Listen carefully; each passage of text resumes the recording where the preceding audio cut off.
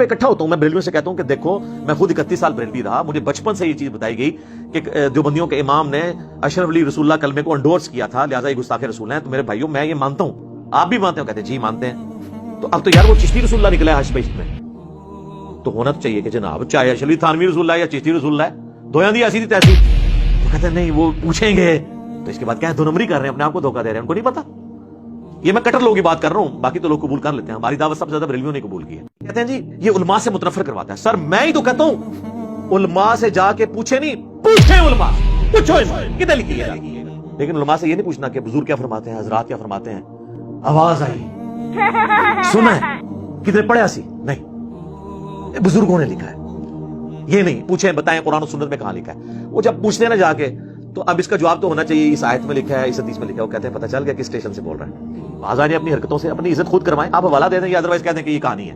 جو احکام شریعت میں انہوں نے جتنا اوریاں فتوا دیا ہے کھول کے، اب وہ پوچھا گیا یہ وہابیوں کا جو ذبیحہ ہے اگر کوئی وہابی ذبح کر دے تو اس کے بارے میں آپ کا کیا موقف ہے؟ ان کا وہابی یعنی دیوبندی، دیوبندی لفظ لکھا، اہل حدیث، رافضی، قادیانی جو کافر ہیں ان کو بھی ان کے ساتھ شمار کیا، اور انہوں نے کہا یہ سب کے سب 1,00,000 دفعہ بھی اللہ کا نام لیں تب بھی ذبیحہ حرام اور مردار ہی رہے گا، البتہ یہود و نصارہ کا ذبیحہ حلال ہے۔ جی میں دیوبندیوں سے کہتا ہوں کہ میرے بھائیوں آپ کا کیا جھگڑا ہے بریلویوں کے ساتھ، دونوں حنفی، دونوں ایک ہی روحانی باپ کی اولاد فقہی طور پہ، مسئلہ کیا؟ کہتے ہیں یہ مشرک ہیں، قبروں سے ان کے بڑے غلط عقیدے ہیں۔ تو میں کہتا ہوں میرے بھائی یہ تو آپ کے بھی جو سمان قاسمی کے اندر لکھا ہوا ہے کہ قاسم نانوتوی جنہوں نے مدرسہ دیوبند بنایا تھا وہ اپنے مرنے کے 6 سال کے بعد خواب میں نہیں بیداری میں قبر سے نکلے، دیوبند کے 2 مولویوں کی صلح کروا کے واپس قبر میں چلے گئے۔ اب ہونا تو یہ چاہیے کہ جناب ہونا بھی لکھا ہے تو وہ بھی ہوئی کچھ سر۔ اسی طریقے سے اہل تشیع کی طرف آ جائیں، وہ تو خود اس چیز کا رونا روتے ہیں کہ آل امیہ کے دور پہ میں سیدنا علی پر ممبروں سے سب و شتم ہوتا تھا، تو تم نے وہی کام شروع کر دیا۔ میرے پاس تو کوئی شیعہ آتا، میں کہتا ہوں میرا تم سے بنیادی اختلاف یہ ہے کہ تم معاویہ کے ٹریک پہ اور میں علی کے ٹریک پہ ہوں۔ علی نے تو اپنے مخالفین کے لیے دعائیں بھی کی، ان کے جنازے بھی پڑھائے اور اپنے ہاتھوں سے ان کو دفن بھی کیا، ان کی لاشیں اٹھائیں، ان پہ گریہ کیا، اور تم لوگ جو ہے وہ حضرت علی کے طریقے پہ نہیں چلتے ہو، اور ان لوگوں کے طریقے پہ چلتے ہو جنہوں نے 60 سال تک ممبروں پہ حضرت علی پہ لعنت کی، تم بھی صحابہ پہ لعنت کر کے انہی کے طریقے پہ ہو، تو آگے سے وہ بھی پریشان ہو جاتا ہے۔ اب اس سے بہتر اور کیا طریقہ ہے ان کو سمجھانے کا؟ علی سے محبت نہیں رکھے گا مگر مومن، علی سے بغض نہیں رکھے گا مگر منافق۔ بغض علی کی جتنی شکلیں ہیں وہ منافقت کی اولین علامتوں میں سے ایک علامت ہے۔ بس آپ یہ حدیث کسی سنی کی مسجد میں لگا کے دیکھیں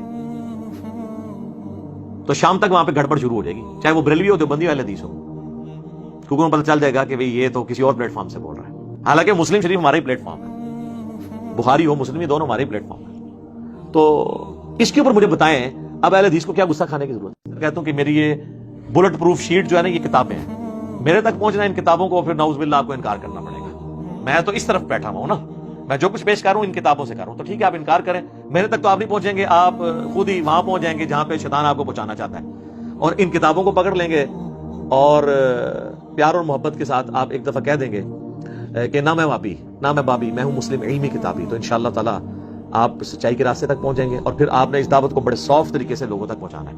اہل حدیثوں سے میں کہتا ہوں میرے بھائیو آپ کو کیا مسئلہ ہے؟ وہ کہتے ہیں دیکھیں جی ہماری تو ہر چیز بخاری مسلم میں لکھی ہے، نماز کا طریقہ دیکھ لیں، فلاں چیز دیکھ لیں، تو ہم کہتے ہیں اچھا تو بخاری مسلم میں جو جو لکھا ہے، ہاں جی جو بخاری مسلم کو نہیں مانتا وہ تو گمراہ ہے، اہل سنت سے خارج ہے۔ ہم کہتے ہیں ٹھیک ہے ابھی چیک کر لیتے ہیں، آپ کو بھی ٹیسٹ لگا لیتے ہیں، تو سر صحیح بخاری اور مسلم دونوں میں حدیث موجود ہے، اور بخاری کا اس کا طریق ہے 2812، اے عمار تجھے ایک باغی جماعت قتل کرے گی، تو انہیں اللہ اور جنت کی طرف بلائے گا اور وہ جماعت دوزخ کی طرف بلا رہی ہوگی، ساتھ ہی وہ بخاری مسلم کا بخار محبت ختم۔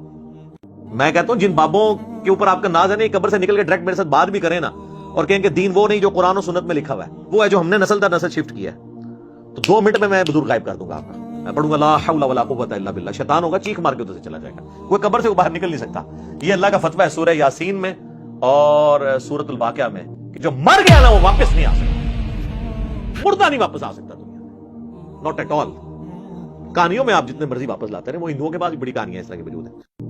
اگر کوئی یہودی عیسائی آپ کو آ کے کہنا قرآن حدیث ڈائریکٹ نہیں پڑھنا، بندہ گمراہ بھی ہو سکتا ہے، آپ کہیں گے اللہ کا دشمن ہے، اور ایک نورانی داڑھی والا اور پگڑی والا بندہ ممبر پہ چڑھ کو آپ کہیں گے نا قرآن حدیث ڈائریکٹ نہیں پڑھنا تم گمراہ ہو جاؤ گے، تو کہتے ہیں مفتی صاحب نے فرمایا تھا۔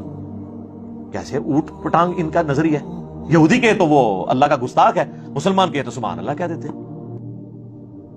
تو یہ پھر کیا کہہ رہے ہیں لوگوں کو کہ قرآن حدیث پڑھ کے تم گمراہ ہو جاؤ، نبی الاسلام کے بالکل اپوزٹ چلوانا چاہتے ہیں یہ لوگ۔ میرے پہ یہ الزام لگاتے ہیں کہ یہ انجینئر جو ہے نا وہ قادیانیوں کو کافر تو کہتا ہے لیکن یہود و نصارہ سے بدتر نہیں کہتا. اعلیٰ حضرت آپ کا کام کر گئے ہیں کہ وہ اہل حدیث اور دیوبند کو یہود و نصارہ سے بدتر کہہ کے گئے ہیں. اعلیٰ حضرت نے کہا ہے کہ دیوبند اور اہل حدیث جو ہیں یہ یہود و نصارہ سے بھی بدتر ہیں. اگر اہل حدیث دیوبند کے مان لیں اگلے دن مجھ سے آگے لکھوا لیں گے قادیانی جو ہے یہود و نصارہ سے بدتر ہے. میرا مسئلے کیا حل ہو جائے گا نا. آؤ نا بچہ میدان تسی میرے کو جواب لینا سی نا لے لے تسلی جے رات نیندر میں سونی آئے گی. تو اور یہ جو لوگ دھوکہ دیتے ہیں نا جی ہمارے پرانے بزرگ آپس میں بڑے شیر و شکر تھے. نا شیر و شکر نہیں تھے, شیر و شکار تھے. اللہ معافی دے. اور آپ کو پھر ہم تحدیث نعمت کے طور پر مثال دے دیتے ہیں. نمبر 1 ملفوظات اعلیٰ حضرت, نمبر 2 احکام شریعت, نمبر 3 حسام الحرمین. اس میں آپ ذرا لینگویج سنیں. ملفوظات اعلیٰ حضرت میں سوال ہوا کہ وہابیوں کی جماعت ہو رہی ہو تو الگ سے نماز پڑھیں یا ان کے پیچھے پڑھیں. تو انہوں نے سیدھا جواب دیا دو ٹوک کہ وہابیوں کی نہ نماز ہے نہ جماعت ہے. دوسرا سوال ان سے ہوا کہ وہابیوں کی مسجد میں نماز پڑھ سکتے ہیں. انہوں نے کہا کفار کی مساجد مثل گھر کے.